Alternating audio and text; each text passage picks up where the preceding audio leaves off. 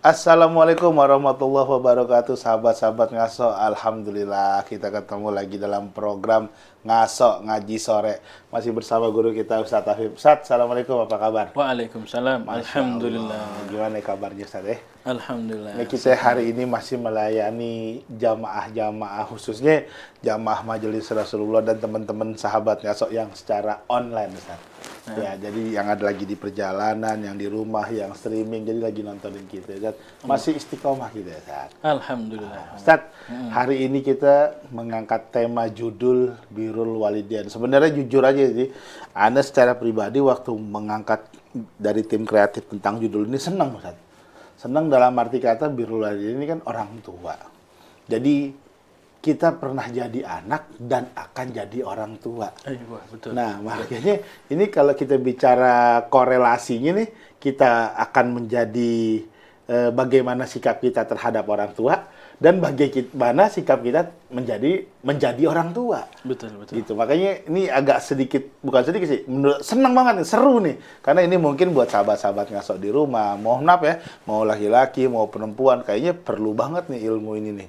Artinya khususnya untuk yang tadi saya bilang tuh, kita pernah menjadi anak dan perilaku kita terhadap orang tua, dan kita suatu saat akan jadi orang tua. Ustaz, langsung aja ke pertanyaan pertama nih, Ustaz ya.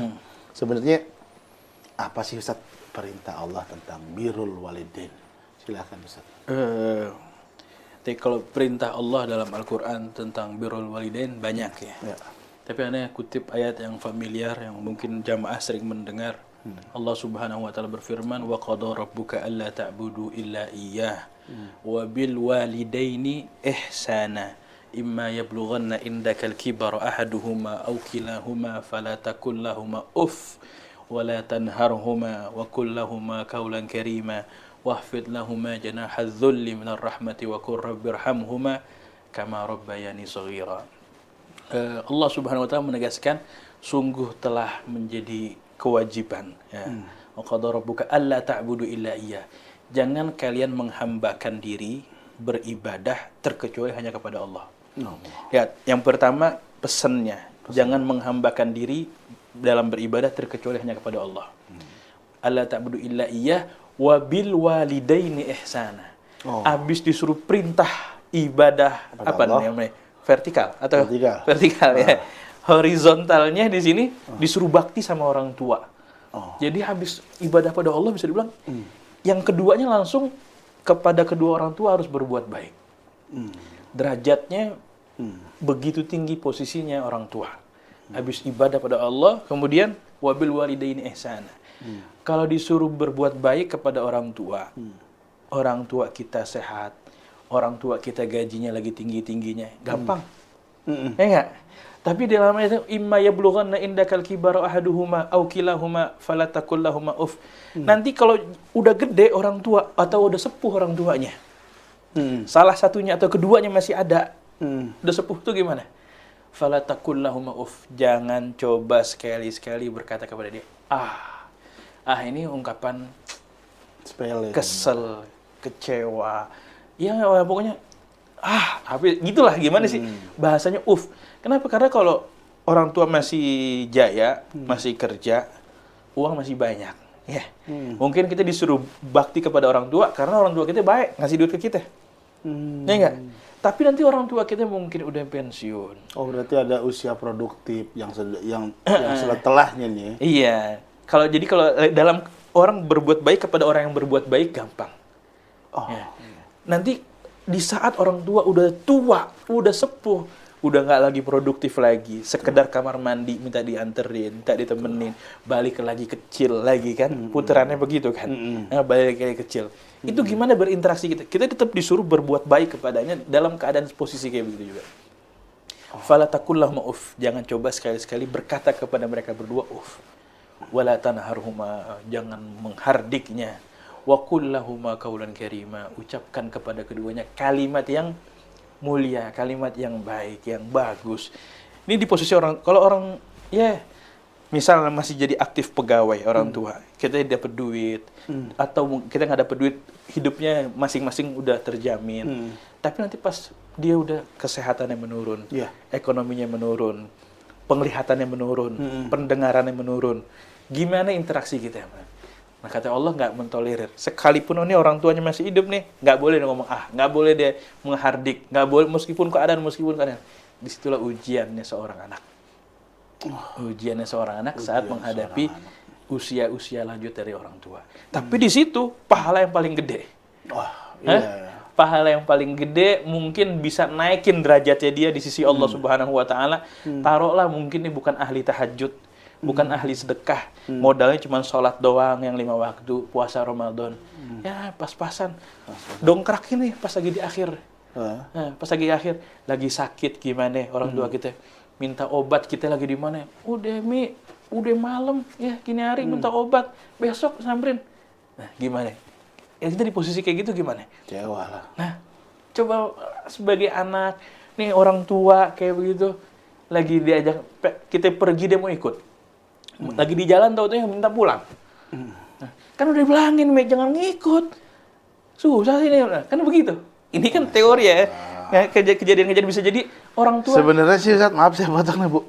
Teori secara penjabaran, tapi secara implementasi hari-hari kena banget nih khusus saya buat ya mungkin teman-teman sahabat-sahabat ngaso di rumah juga bahkan ada yang pernah mengalami apa yang tadi Ustadz bilang. Jadi ya maaf ya kalau Ustadz bilang tadi orang semakin tua balik lagi ke kecil, mungkin tingkah lakunya ya. Tingkah lakunya.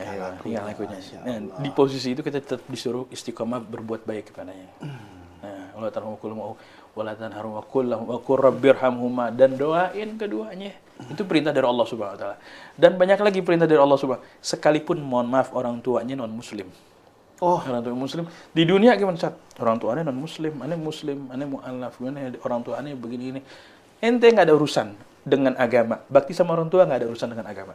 Oh, berarti bakti tetap berbuat baik kepada orang tua sekalipun dia non muslim. Hanya standarnya satu, wa in jahadaka lan tusyrik kabima laysa laka bi ilmu fala tuti'huma. Kalau orang tua yang non muslim ini memerintahkan pada kekafiran, pada perintah suatu hal yang enggak bikin kita maksiat pada Allah, enggak usah taatin. Enggak usah taatin orang tua. Lo enggak boleh sholat. Nah, enggak sholat. Enggak ada urusan. Karena ibadah kita sama Allah Subhanahu wa taala. Kalau kita jadi la ta'ata li makhluqin fi ma'siyatil khaliq, enggak boleh taat kepada makhluk kalau disuruh bermaksiat kepada sang khaliq, sekalipun itu orang tua kita. Di luar dari itu orang tua itu wajib kita senengin, wajib kita bahagiain. Wala tuti'huma wa sahibhuma fid dunya ma'rufa. Itu perintah Allah dalam surah Al-Luqman. Dan membersamailah keduanya di dunia dengan baik. Di dunia, begitu udah meninggal, non muslim nih, udah nggak usah didoain lagi orang tuanya. Nggak bisa kita doain, ya Allah ampunin, ya dia non muslim, nggak ada. Dia, ya Allah rahmatin dia, enggak. Tapi selama dia hidup wajib berbakti. Wajib berbakti. Enggak ada urusan dengan beda keyakinan dan sebagainya. Masya Allah. Begitu meminta. Ya, Ustaz, ini pertanyaan selanjutnya adalah apa sih yang Allah maksud dengan Allah murka kalau orang tua kita murka? Jadi Allah senang, tentu kalau orang tua kita senang juga itu Ustaz. Jadi maksudnya kalimat ini mungkin sering kita dengar, cuman secara penjabaran sederhananya dalam Islam itu gimana sih, Ustaz? Tunggu dulu, Guru. Masya Allah. Sahabat-sahabat ngaso, paketan masih ada kan? Jadi yang di rumah atau di perjalanan, tenang. Kita jeda sejenak dulu sambil minum kopi. Kopi Ustaz lagi dipesan. Kita rehat sejenak setelah yang satu ini. Assalamualaikum.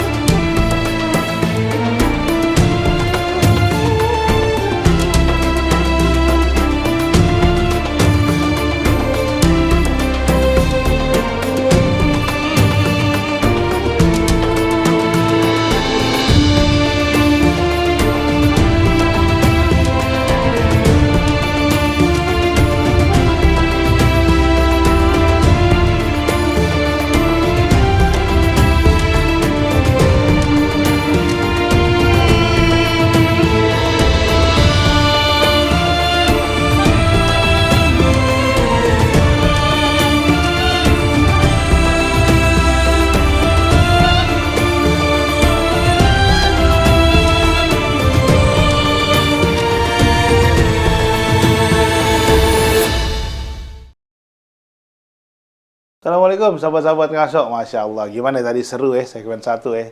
Siapa yang nggak seru ngomongin tentang orang tua. Salah satu ladang pahala kita tuh Ustaz ya. Masya Allah, karena kita bersumber karena orang tua.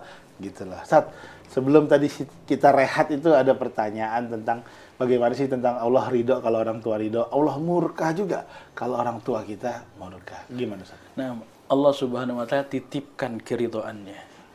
Kan sebenarnya ridhonya Allah ini tersembunyi ya. Kita nggak tahu amalan mana yang bikin kita tahu-tahu dapat ridho dari Allah, dapat bonus dari Allah, dapat keridhoan dari Allah, pasti dapat surga. Iya.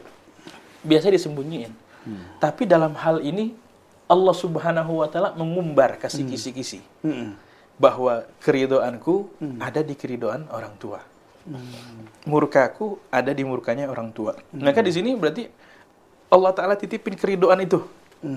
Siapa yang bisa bikin bahagia orang tuanya, orang tuanya senang, orang tuanya, sama aja dia membuat Allah Subhanahu wa taala ridha. Ya, sama aja dia membuat Allah taala ridha.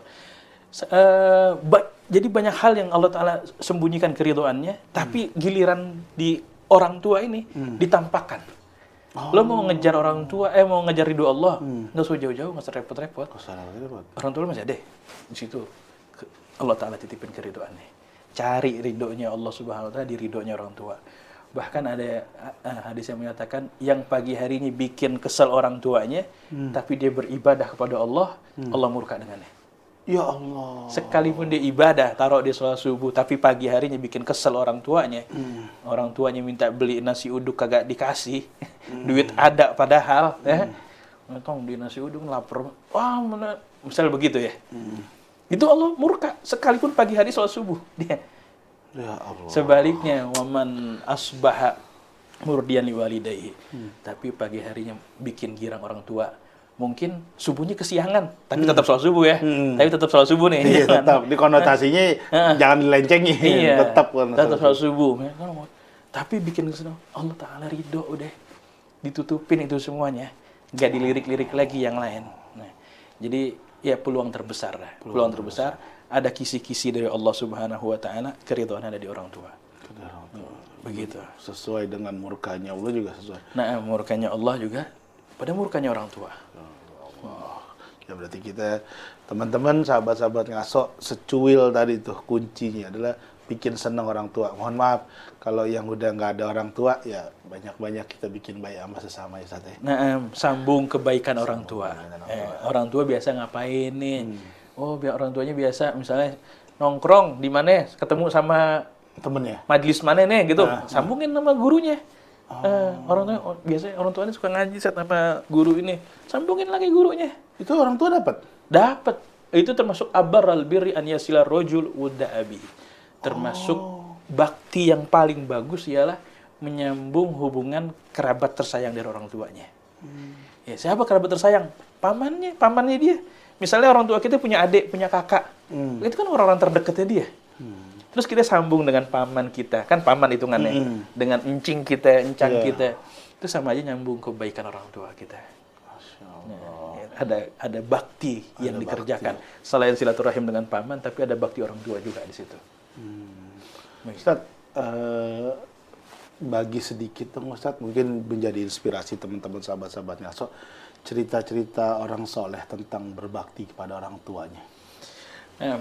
Ada kisah di zaman di hadis Rasul menceritakan di Riyadhus Shalihin dikutip Imam Nawawi, itu ada 3 orang tersesat sampai akhir masuk ke dalam gua. Masuk ke dalam gua, turun longsor sampai batu gede nutupin pintu gua. Oh, jadi terkunci dalam gua. Terkunci dalam gua. Ini 3 orang ini bingung nih gimana nih. Wah, kita kunci, dorong batu segede gini gimana caranya? Sampai akhirnya dengan cerita yang cukup panjang, bilang nih kita nggak ada yang bisa nolongin kita, terkecuali kita harus memohon pada Allah dengan amal soleh yang pernah kita kerjakan. Di 3 orang ini? Iya, jadi coba deh kita memohon pada Allah, tapi kita bawa amal soleh yang kita persembahkan untuk Allah. Mudah-mudahan dengan itu Bahasanya tawasul lah. Tawasul. Tawasul. Mudah-mudahan digeser nih pintu bisa kebuka. Terbuka. Nah, salah satunya, aneh nggak cerita tiga-tiganya panjang nih kalau tiga-tiganya. Ini satunya aja. Salah satunya ialah seorang anak ini dia biasa merah susu. Oh, merah susu. Ya, merah susu. Hasil perahan susunya ini dia nggak minum kecuali orang tua yang duluan yang minum. Jadi ini anak selalu memprioritaskan orang tuanya.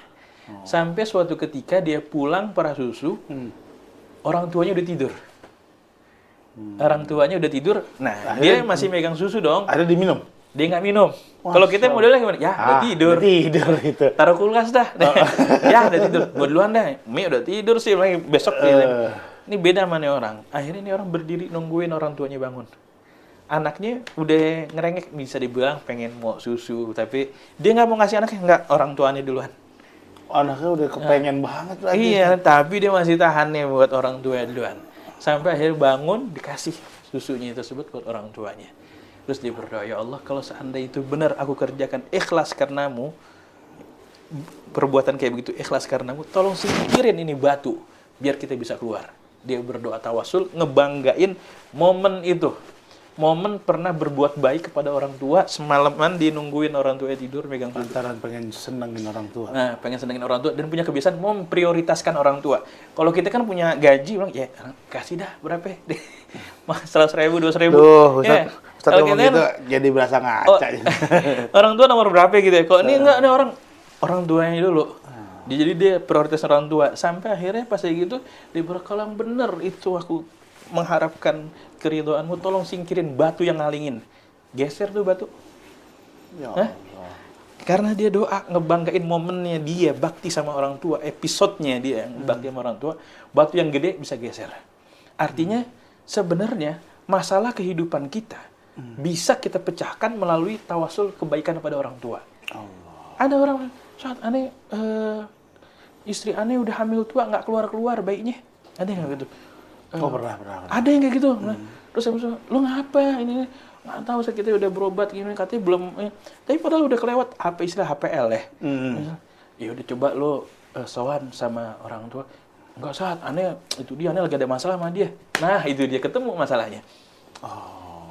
Ternyata nih anak lagi ribut sama orang tuanya. Lagi ribut sama orang tuanya, akhirnya gimana? Itu dia, makanya tuh nggak keluar tuh bini lo. Lu minta maaf dah, sana. Minta maaf, naik bajai, puskesmas lahir tuh anaknya. Masya Allah, antara cuman minta maaf sama orang tua. Berarti kan itu ada sir yang luar biasa.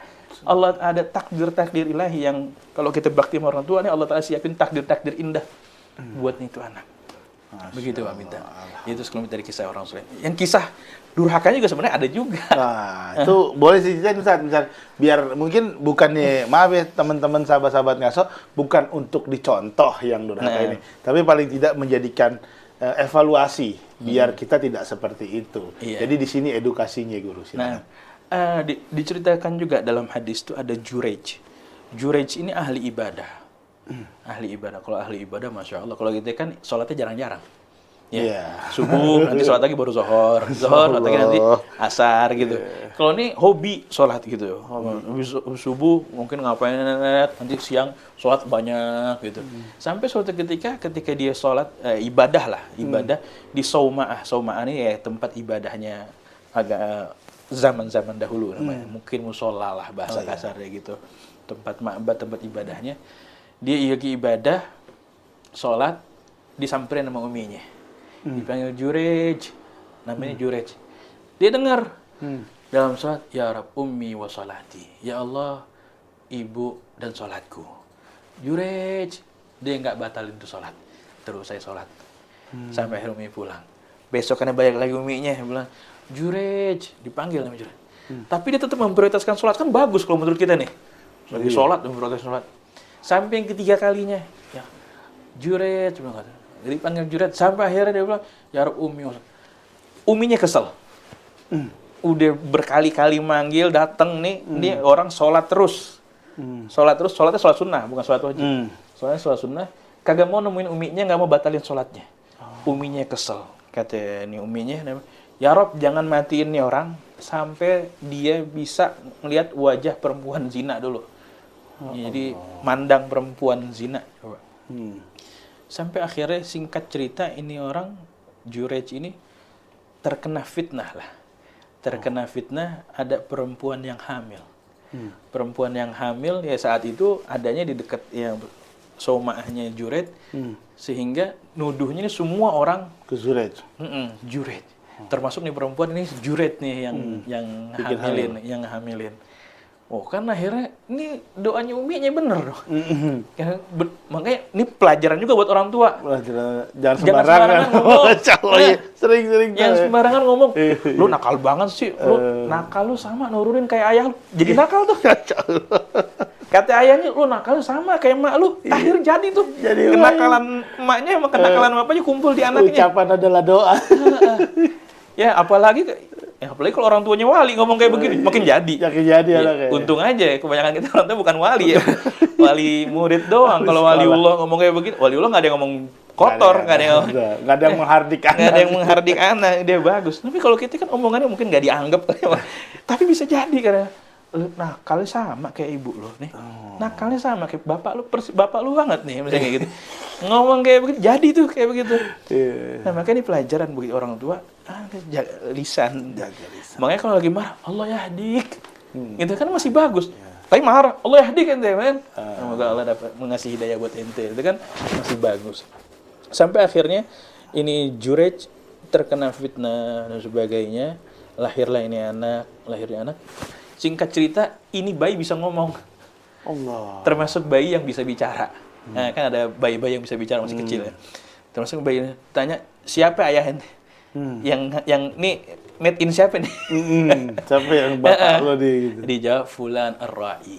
Ini bayi ngomong, yang menghamilkan ini bukan si Juret, tapi Fulan Ar-Ra'i, penggembala kambing.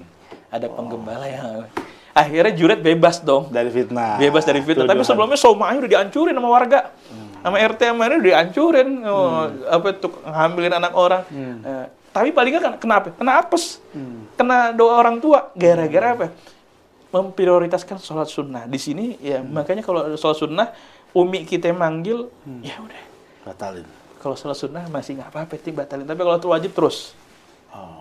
Nah itu kalau orang tua kita, apalagi udah batalin orang tua kita ngapain? Jadi pelajarannya itu orang tua itu nomor satu, Ustaz ya. Nah bisa dibilang begitu. Nah, jadi walaupun cuman sekedar ya tadi Ustaz bilang melayani, bukan di usia-usia orang tua lagi segar, lagi mungkin kalau maaf ya Ustaz ya, lagi segar, lagi kuat, lagi bisa, dia nggak bakal minta tolong sama kita Ustaz ya. Iya betul. Kalau dia bisa melakukan apa, tapi ya tadi Ustaz bilang secara siklus dia udah menua, ngomong juga gimana. Mungkin ya betul. Mau bicara juga gigi udah pada ompong. Jadi disitulah kita mencari ridhonya Allah dari melayani orang tua kita. Nah, betul. Masya Allah, Guru. Terima kasih ilmunya, Guru. Sahabat-sahabat Ngaso, itu dia tadi segmen 2. Kita masih ada kesimpulan sangat menarik dan jujur saya menjadi menambah ilmu bagaimana Allah sampai turunkan birrul walidain. Jadi kita harus berbakti kepada orang tua. Mudah-mudahan menambah semangat kita untuk terus berbakti kepada orang tua kita. Jangan kemana-mana, tetap di Ngaso. Assalamualaikum.